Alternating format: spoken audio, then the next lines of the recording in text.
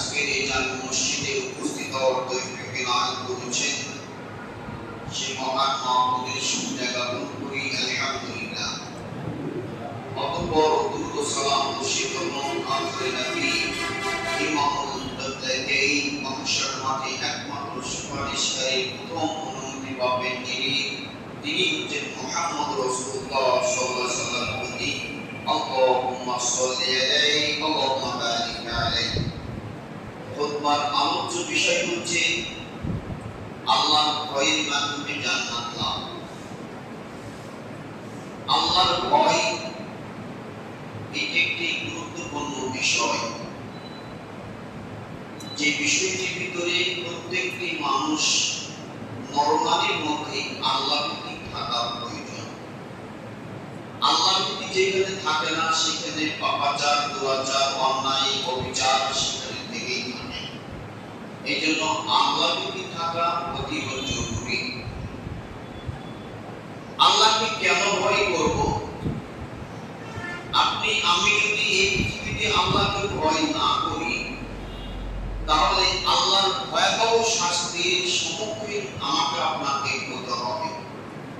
কারণ আল্লাহ হচ্ছেন সৃষ্টিকর্তা, আইনদাতা, বিধানদাতা, রিজিকদাতা, জীবনদাতা, মৃত্যুদাতা, সকল কিছুর মালিক। ইদাব্বিরুল আমরা, তিনি সকল কর্ম পরিচালনার কর্তা, তিনি একমাত্র। আল্লাহ লাহুল খালক ওয়াল আমর, সৃষ্টিজাত, আইনদাতা। অতএব সেই পালন কর্তাকে আমাকে আপনাকে ভয় করতে হবে। আমরা আল্লাহকে ভয় করি আমাদের খেয়াল খুশি মতো, কিন্তু শয়তানের জায়গা থেকে আল্লাহকে ঠিকই ভয় করে থাকে। কারণ শয়তান যখন মানুষকে মন্দ কাজে প্ররোচিত করে, মন্দ কাজে উৎসাহিত করে, মন্দ কাজ যখন তার দ্বারা সমাপ্তি হয়ে যায়, তখন শয়তান সাথে মন্দকারী থেকে শয়তান পৃথক হয়ে যায়, মুক্ত হয়ে যায়। তখন সে বলে, ইন্নী আখাফুল্লাহ রাব্বুল আলামিন, আমি ভয় করি যে বিশ্বের পরিচালক তাকে।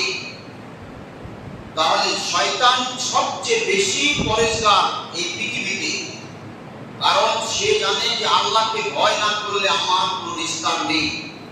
তবে সে তার চাওয়া এবং পাওয়া দুনিয়াতে পূর্ণ করে নিয়ে সীমালঙ্ঘনের রাস্তা সে বেছে নিয়েছে। কিন্তু আল্লাহভীতি তার ভয়ের কথাটি সেই মানুষের সামনে সেদিন করবে, যেদিন আপনার জাহান্নামের সমালোচনার একটি মঞ্চ হবে। ওই মঞ্চে তখন সেই জাতি যখন তার বিরুদ্ধে আন্দোলন করবে, ঐক্যবদ্ধ হবে, যখন সমালোচনা করবে যে শয়তান নামক ইনি হচ্ছেন আমাদেরকে পৃথিবীতে অন্যায় করে, দুরাচার করে, অত্যাচার করে আজকে আমাদেরকে ভুল পথে বিপথগামী করেছে, তখন শয়তান জাতির সামনে এসে বলবে, লা তালুমু আনফুসাকুম, লা তালুমুনি ওয়া লুমু আনফুসাকুম, তোমরা আমাকে অপবাদ দিও না, সমালোচনা করো না, বরং তোমরা নিজেরা নিজেদেরকে সমালোচনা করো। বরং আমি বলেছিলাম ইফআল, তুমি এই কাজটা করো, তুমি করেছো। আমি তোমাকে পিটতেও দেই না, জেলও দেই না, জুলুমও করি না, কিচ্ছু করি না, শুধু বলেছিলাম তুমি করো, তা করেছিলে। তাই শয়তান সাথে বলে, ইন্নী আখাফুল্লাহ রাব্বুল আলামিন, আমি এই বিশ্বের প্রতিপালক যিনি তাকে বেশি ভয় করি। তাহলে আমি আপনি কি পরিমাণ ভয় করি? ভয় করে উনি, কারণ উনি জানে যে আল্লাহর শাস্তি সবচেয়ে বেশি কঠিন হবে, আল্লাহর ধরা সবচেয়ে বেশি ধরা হবে। আল্লাহ তাআলা বলেন, ইন্না বাতশা রাব্বিকা লাশাদীদ, নিশ্চয় তোমার প্রভুর পাকড়াওটা হবে খুবই কঠিন।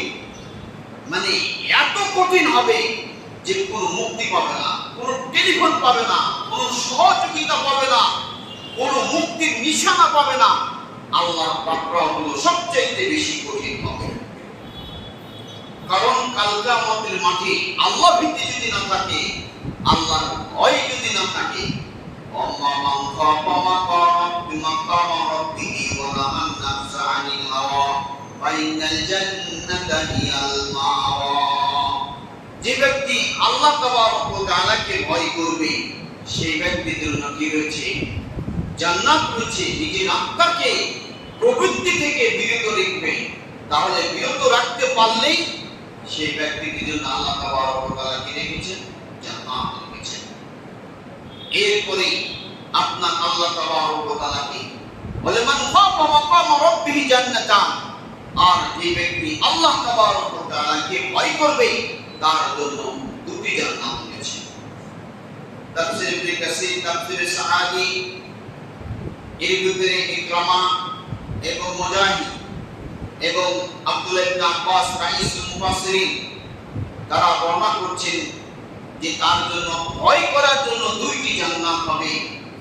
প্রথম কথা হলো যে সেখানে জান্নাত আদন এবং জান্নাতুল নাঈম এই ব্যক্তির জন্য বরাদ্দ থাকবে। কার জন্য? যিনি আল্লাহকে ভয় করবেন। এটা হলো প্রথম। দ্বিতীয় হচ্ছে যে ব্যক্তি আল্লাহকে ভয় করবে তার জন্য সর্বোচ্চ জান্নাত হলো জান্নাতুল ফিরদাউস এবং জান্নাতুল মাওয়া। এটি হচ্ছে তার ভয়ের ফজিলত যে আল্লাহকে ভয় করলে তার জন্য দুটি জান্নাত।